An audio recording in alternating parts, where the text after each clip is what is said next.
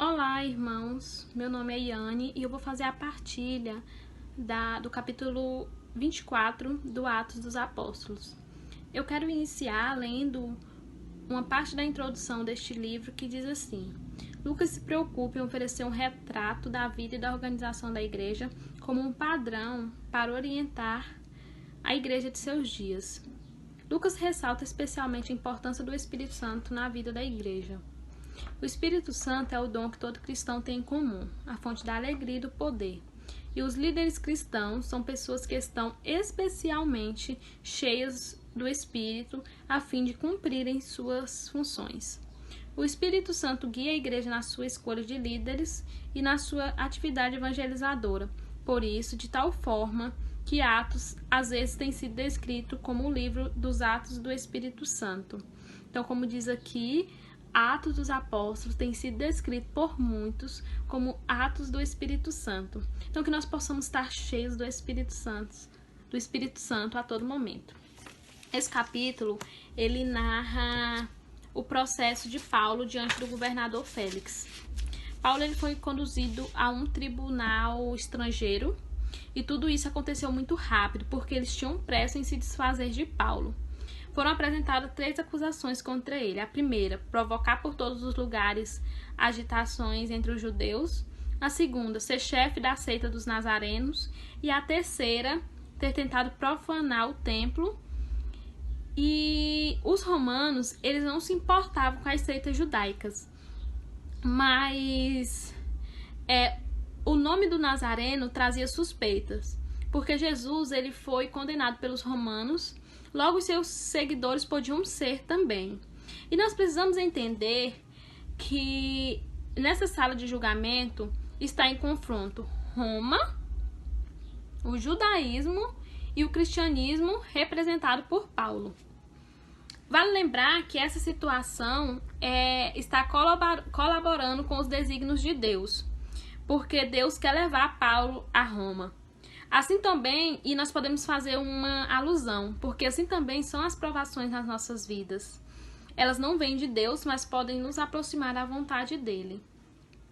Depois de apresentar as acusações, Paulo inicia sua defesa. Nós percebemos, por meio da defesa de Paulo, nós percebemos que o anúncio da mensagem de Jesus era o que motivava ele.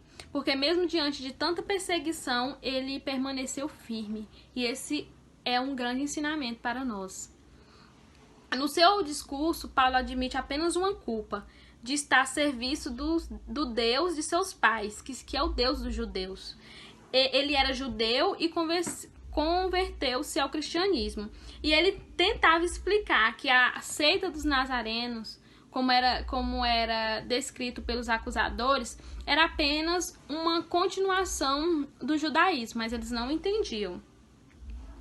E ele dizia que aquele Salvador que era anunciado pelos profetas no Antigo Testamento era nosso Senhor Jesus Cristo.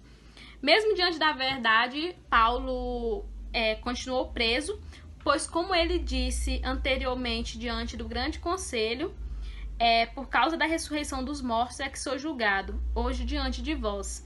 E quando ele fala que é por causa da ressurreição dos mortos, ele diz que estava sendo julgado por causa da ressurreição de Jesus. E eu quero ressaltar os versículos 15 e 16, que diz assim: Tenho esperança em Deus, como também eles esperam, de que há de haver a ressurreição dos justos e dos pecadores. Por isso, procuro ter sempre sem mácula a minha consciência diante de Deus e dos homens.